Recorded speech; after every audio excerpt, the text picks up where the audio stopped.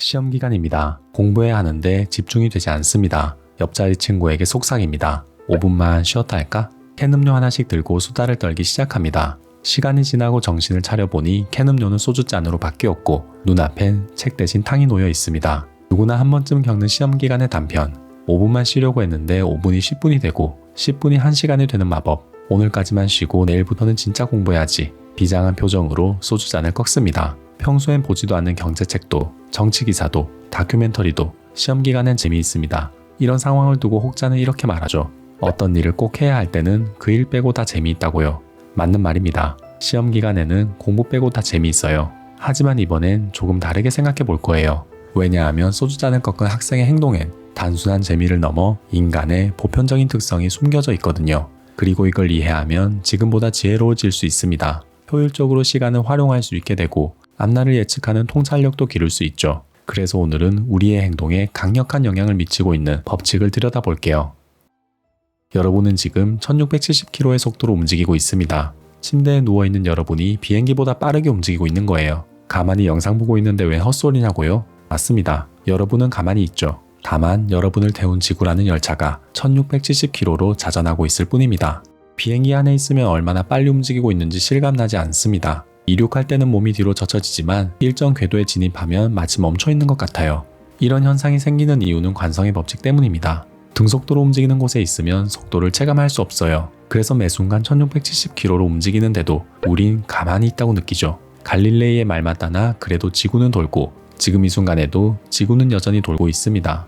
관성의 법칙은 물체의 거동을 설명하는 절대 법칙입니다. 예외는 없어요. 버스가 급정거하면 몸이 쏠리고 엘리베이터가 내려가면 몸이 붕 뜨는 것 같죠. 우리가 이런 현상을 아무렇지 않게 생각할 만큼 관성의 법칙은 삶에 스며들어 있습니다. 등속도로 움직이는 곳에선 속도를 느끼지 못한다 라는 말 말고도 관성의 법칙엔 또 다른 표현이 있습니다. 바로 물체는 지금의 상태를 유지하려고 한다예요. 사실 관성의 법칙의 무서운 점은 바로 이겁니다. 세상의 모든 물체는 집요할 정도로 지금의 상태를 유지하려고 해요. 굴러가는 공은 계속 구르려고 하고 멈춰있는 자동차는 계속 멈춰 있으려고 해요. 관성의 법칙은 물체뿐만 아니라 인간의 정신과 행동에도 적용돼요. 캔 음료가 소주잔으로 바뀌는 비밀이 여기에 있습니다. 놀기 시작하면 계속 놀게 되고 퍼지면 한없이 퍼지게 되잖아요. 드라마 한 편만 보려고 했는데 어느새 마지막 회를 보고 있고 게임 한 판만 하려고 했는데 어느덧 잠을 잘 시간이 돼요.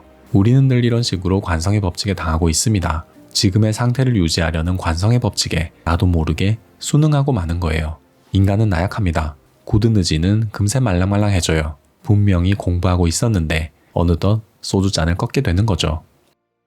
관성의 법칙이 우리의 행동에 지대한 영향을 미치고 있다는 걸 아셨나요? 그럼 어떻게 하면 좋을까요? 어떻게 하면 관성의 법칙에 휘둘리지 않고 관성의 법칙을 역으로 이용할 수 있을까요? 무엇보다 먼저 기억해야 할 사실은 5분이 5분으로 끝나지 않는다는 것입니다. 만약 여러분이 어떤 일을 하다가 조금 있다가 다시 해야지 라고 미루면 그 일은 잠시가 아니라 상당히 미뤄질 가능성이 높아요. 다른 행동을 하는 순간 그 행동이 관성의 법칙의 구심점이 되기 때문이죠.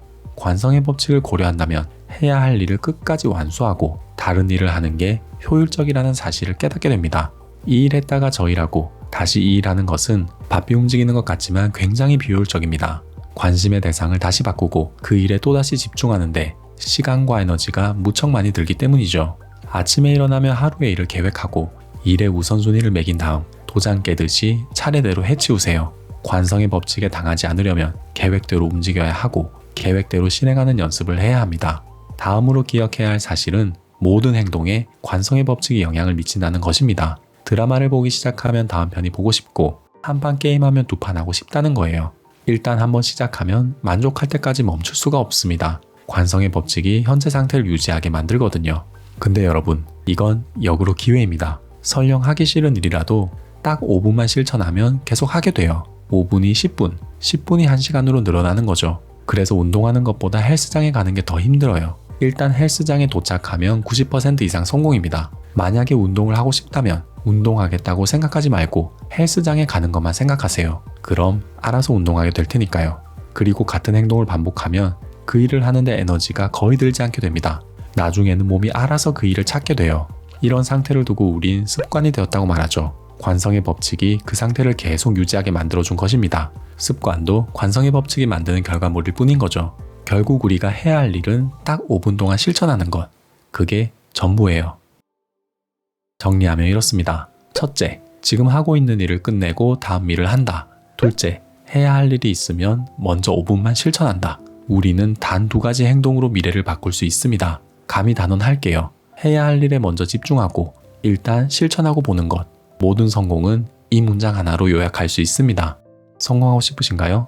관성의 법칙을 이용하세요. 관성의 법칙이 모든 행동에 영향을 미친다는 걸 기억하세요.